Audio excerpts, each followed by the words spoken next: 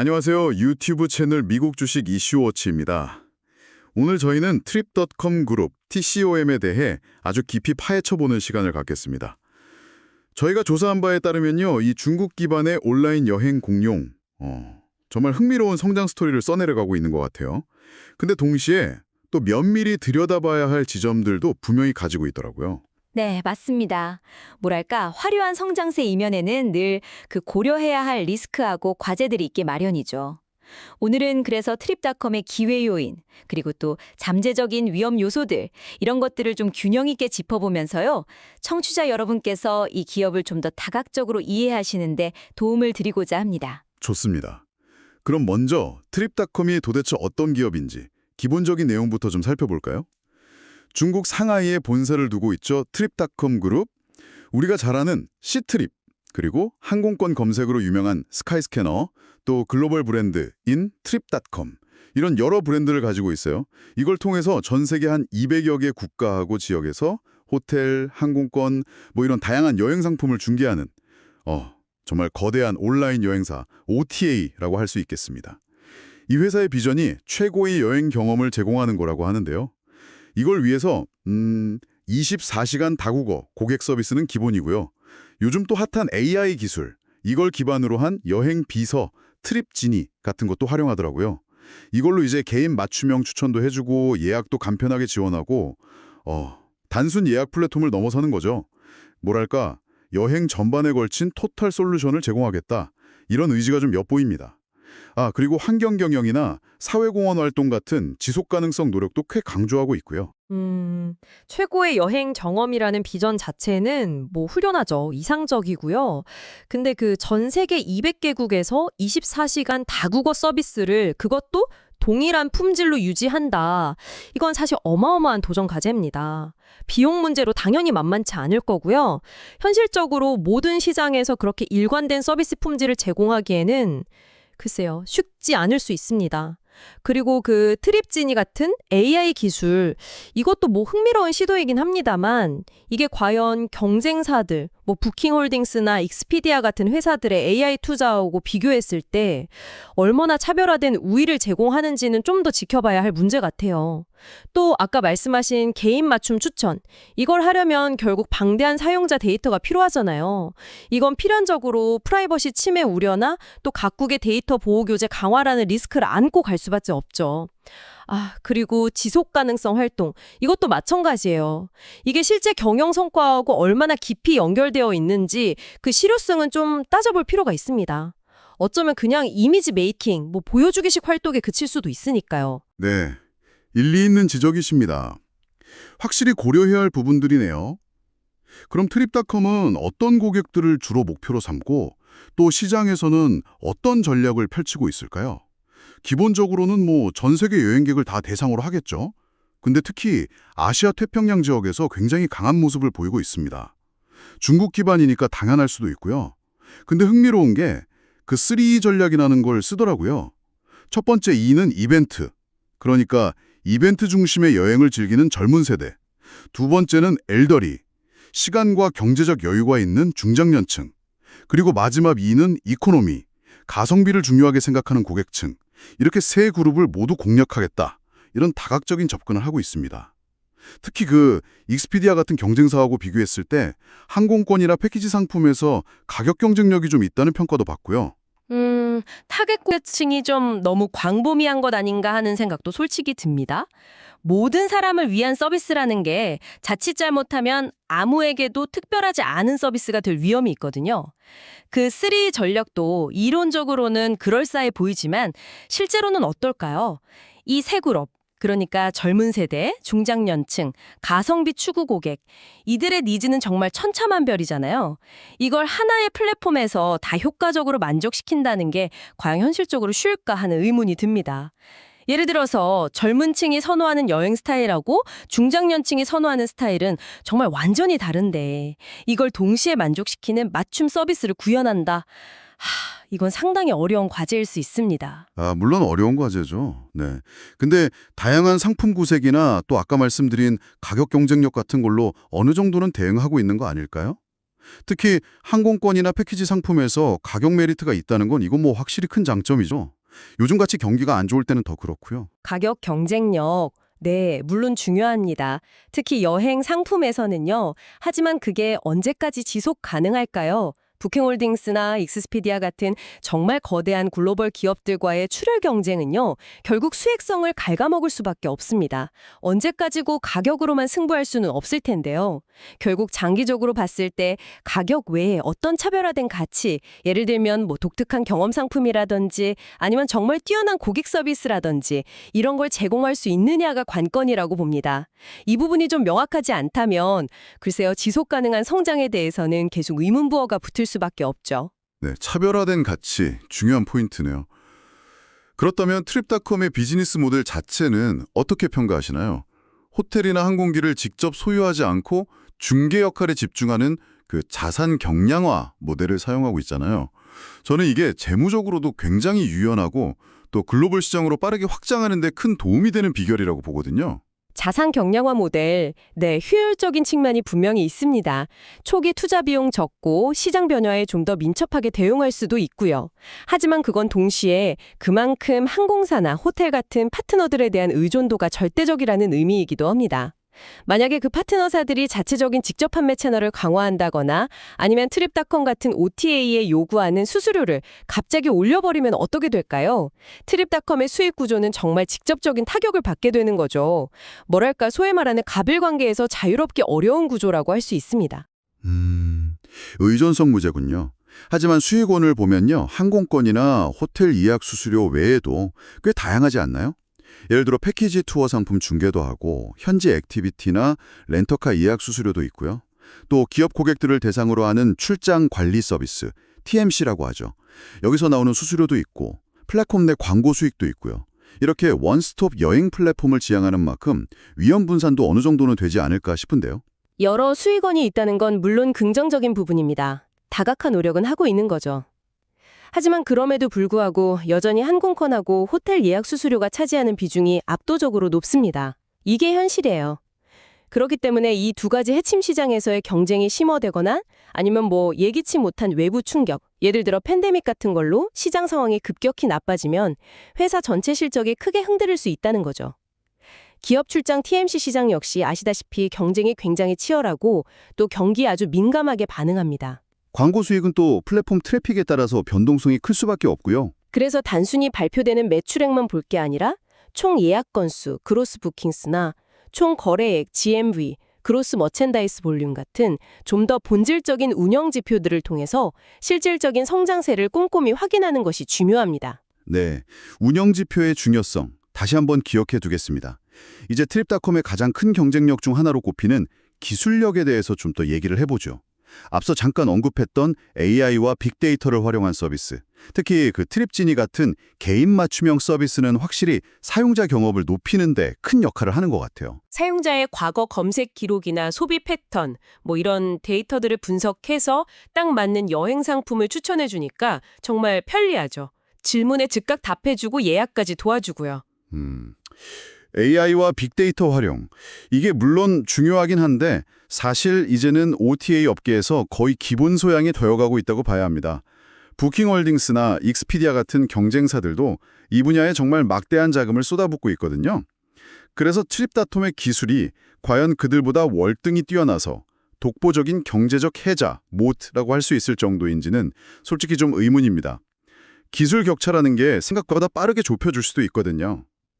게다가 아까도 잠깐 말씀드렸지만 이 개인화 서비스를 위해서는 결국 방대한 사용자 데이터를 수집하고 분석해야 하는데 이건 항상 프라이버시 침해 논란하고 규제 강화라는 양날의 검을 안고 가는 겁니다. 각국의 데이터 보호 규제가 점점 더 강화되는 추세인데 이게 트립닷컴의 데이터 활용 전략에 언제든 큰 제약이 될 수 있다는 거죠. 하지만 고객 서비스 효율화 측면에서는 AI 효과가 꽤 뚜렷하게 나타나고 있지 않습니까? 최근 실적 발표에서도 보니까 AI 챗봇 트립지니가 고객 문의의 상당 부분, 제가 알기로는 75% 이상을 자동 처리하면서 운영 효율성을 높이고 이게 또 수익성 개선에도 기여했다. 이런 점이 꽤 강조되었는데요. 24시간 다국어 지원이 필수적인 이런 글로벌 비즈니스에서는 이건 뭐 상당한 비용 절감 효과를 가져올 수 있는 거잖아요. 인건비 절감 효과가 크죠. 네, 효율성 측면은 분명히 인정합니다. 인건비 절감 효과도 있겠죠. 하지만 그 처리 건수가 곧 서비스 품질을 담보하는 건 아니라는 점을 좀 지적하고 싶습니다.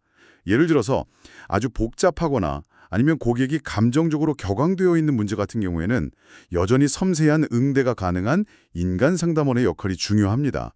자칫 AI의 좀 미숙하거나 기계적인 대응이 오히려 고객 불만을 더 키우는 역효과를 낼 수도 있거든요. 그 75% 자동 해결이라는 숫자 뒤에 숨겨진 실제 고객 만족도가 과연 어느 정도 수준인지, 해결의 질은 어떤지 이런 건 사실 외부에서는 정확히 알기가 어렵습니다. 그렇군요. 기술의 밝은 면과 또 어두운 면이 확실히 있네요. 다음 경쟁 우위 요소로 넘어가서 규모와 네트워크는 어떻게 보시나요? 특히 그 14억 인구를 가진 중국 시장에서의 압도적인 지위, 이건 뭐 트립닷컴에게 정말 강력한 기반이 되어줄 텐데요. 중국 시장에서의 지배력, 네, 분명히 엄청난 자산이죠. 거기서 나오는 현국 흐름이 글로벌 확장의 미천이 되는 거고요. 하지만 동시에 저는 이게 트립닷컴이 안고 있는 가장 큰 리스크 요인이기도 하다고 봅니다. 양날의 검인 거죠. 왜냐하면 중국 정부의 예측 불가능한 규제 리스크, 예를 들면 뭐 데이터 규제나 반독점 규제 같은 것들이죠. 그리고 또 미중 관계 악화 같은 지정학적 리스크에 이 회사는 정말 직접적으로 노출되어 있기 때문입니다. 과거에 중국에서 사교육 산업이나 게임 산업에 대한 강력한 규제가 갑자기 시행됐던 사례들을 보면 알 수 있듯이 정부 정책 하나에 기업의 운명이 하루아침에 바뀔 수도 있는 곳이 중국 시장입니다. 결국 중국 시장에 대한 의존도가 높다는 것은 그만큼 이런 외부 충격에 취약할 수밖에 없다는 의미이기도 합니다. 지정학적 리스크와 규제 리스크, 확실히 무시할 수 없는 부분이군요. 그래도 그 중국 시장에서 벌어들인 자금력을 바탕으로 구축한 글로벌 파트너십 네트워크는 상당하지 않습니까? 전 세계 수많은 항공사, 호텔, 렌터카 업체들과 광범위하게 제휴를 맺고 있잖아요.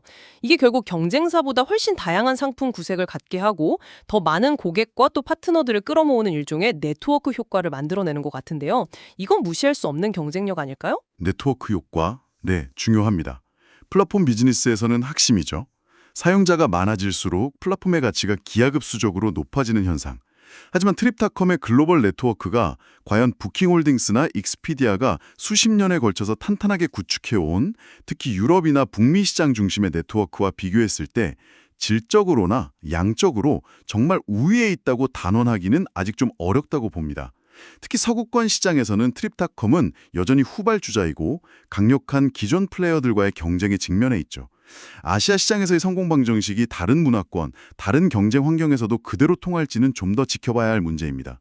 네트워크 효과가 지역별로 다르게 나타날 수 있다는 거죠. 브랜드 전략과 현지화는 어떤가요? 이 부분도 경쟁력으로 꼽히던데요. 중국 내수용 브랜드였던 시트립을 글로벌 브랜드 트립닷컴으로 성공적으로 전환했고 또 인지도가 높은 스카이스캐너를 인수해서 시너지도 내고 있고요. 이제 트립닷컴 하면 그래도 꽤 알려진 글로벌 브랜드가 된 것 같은데요.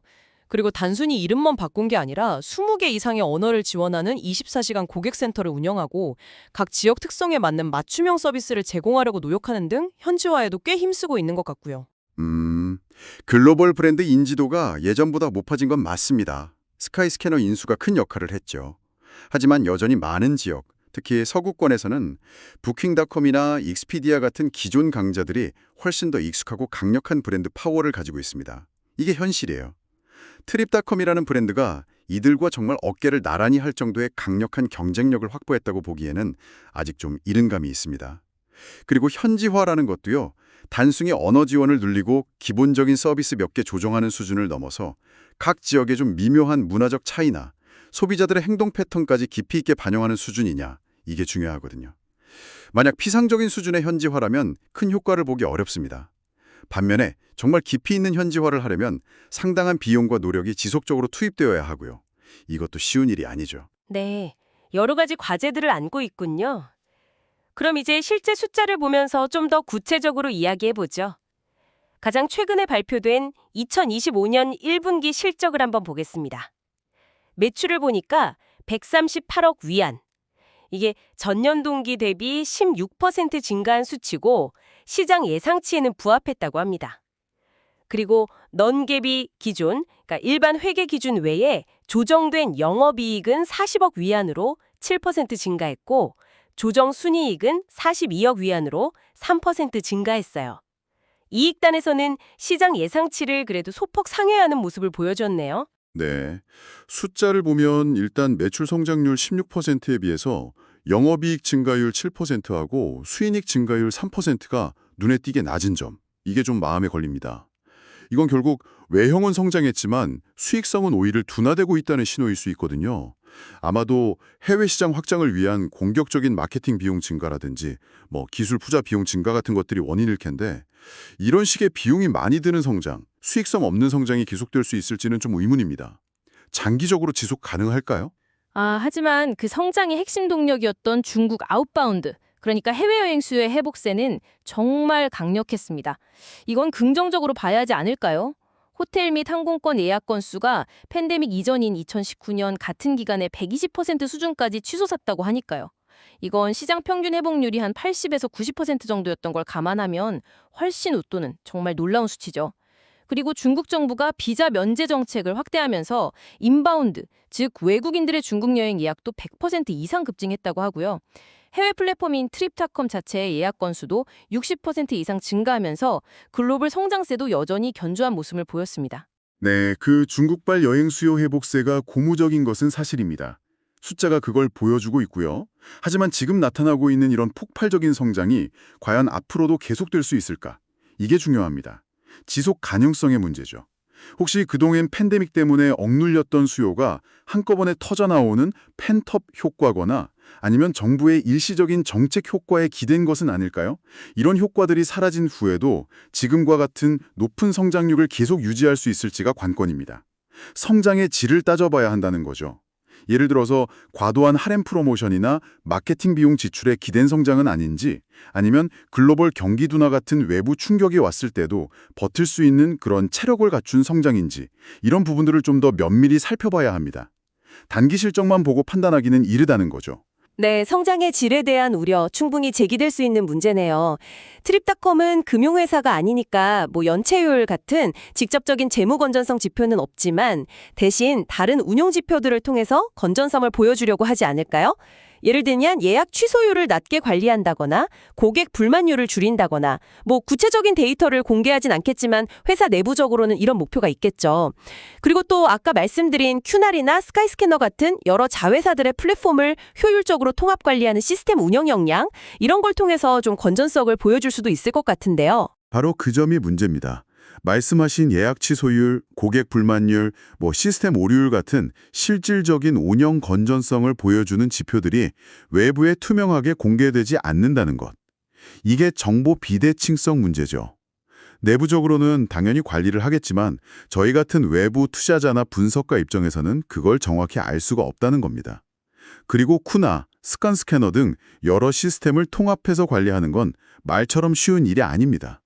기술적으로 매우 복잡하고 시스템 오류가 발생하면 그건 곧바로 매출 손실과 고객 신뢰도 하락으로 이어질 수 있는 큰 리스크죠. 또 빼놓을 수 없는 게 그 방대한 고객 데이터. 이건 해킹이나 유출 사고가 한번 터지면 정말 엄청난 법적 책임과 함께 브랜드 평판에도 치명적인 타격을 줄 수 있는 시한폭탄 같은 존재입니다.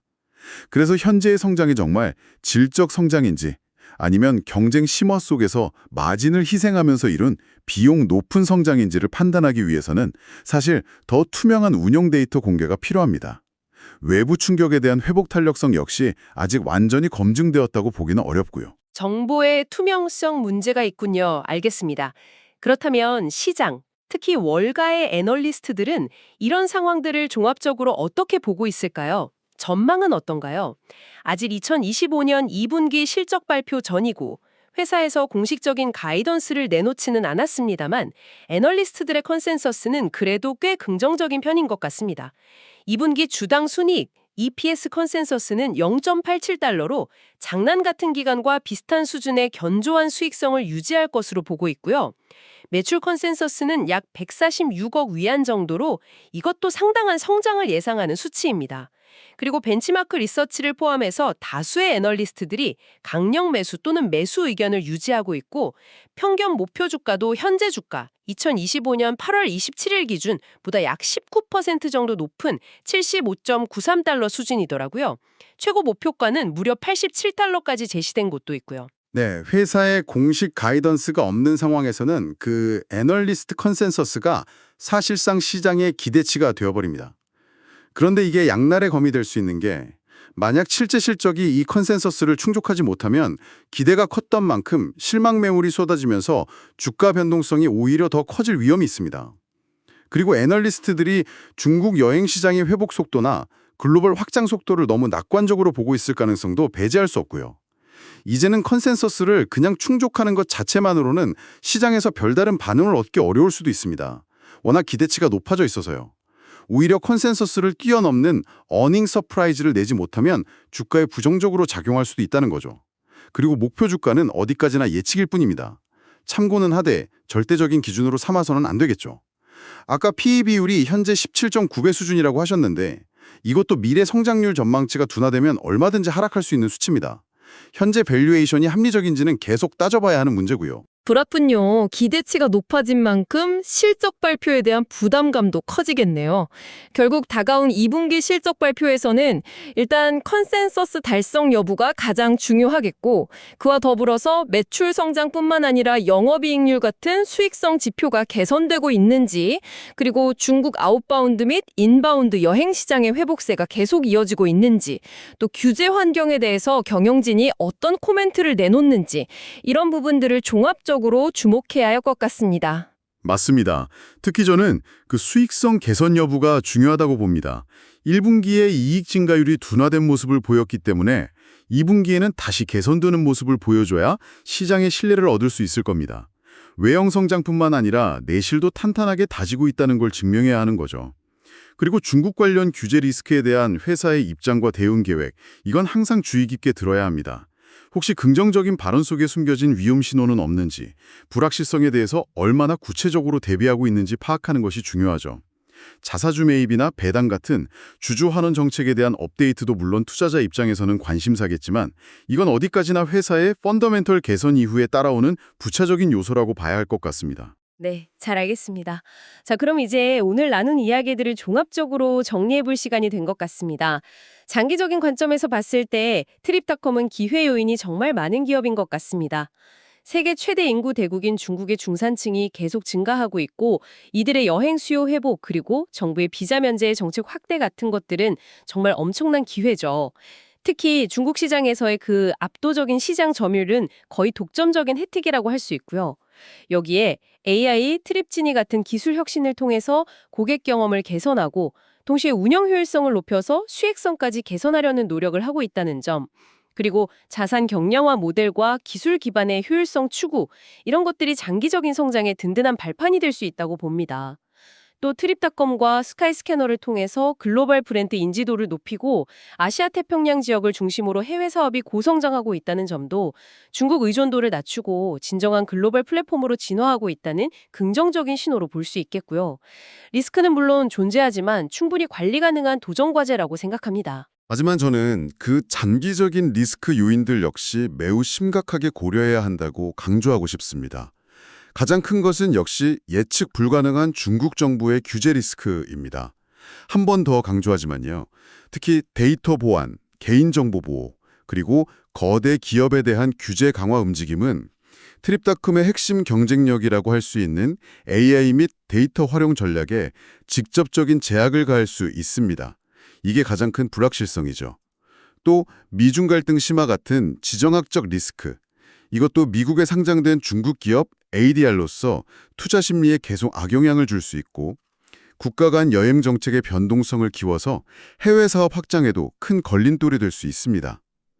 팬데믹 때 경험했던 중국의 갑작스러운 도시 봉쇄 정책처럼 이런 예측 불가능한 정치적 변수는 언제든 다시 발생할 수 있다는 점을 잊으면 안 됩니다. 여기에 더해서 만약 글로벌 경기 침체가 온다면 여행 같은 재량 소비 지출은 가장 먼저 줄어들 가능성이 높기 때문에 실적에 치명적일 수 있고요. 부킹홀딩스, 익스피디아, 에어비앤비 같은 글로벌 공룡들과의 경쟁은 앞으로 더욱 치열해질 겁니다. 기술 혁신 경쟁도 마찬가지고요. 경쟁사들의 기술 발전으로 트립닷컴의 현재 기술 우위가 언제든 약화될 가능성도 무시할 수 없습니다. 이러한 복합적인 리스크들은 트립닷컴의 장기적인 지속 가능성에 큰 물음표를 던진다고 생각합니다. 네, 오늘 저희는 트랩닷컴이라는 한 기업을 둘러싼 정말 다양한 측면들을 깊이 있게 살펴봤습니다. 혁신적인 기술력과 강력한 시장 지위, 그리고 중국 및 글로벌 시장에서의 엄청난 성장 잠재력은 분명히 매력적인 부분입니다. 미래가 기대되는 기업임에는 틀림없어 보입니다. 경쟁 환경, 또 성장의 지속 가능성에 대한 과제들도 분명히 존재한다는 것을 확인했습니다. 투자 결정에는 정말 신중한 접근이 필요해 보입니다. 네, 그렇습니다.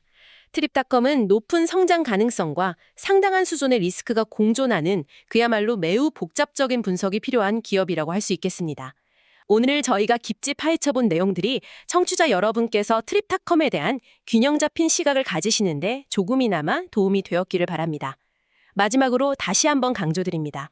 본 분석은 오직 정보 제공을 목적으로 하며 특정 종목에 대한 매수 또는 매도 추천이 아님을 명확히 밝힙니다. 모든 투자 결정은 청취자 여러분 각자의 신중한 판단과 책임하에 이루어져야 합니다.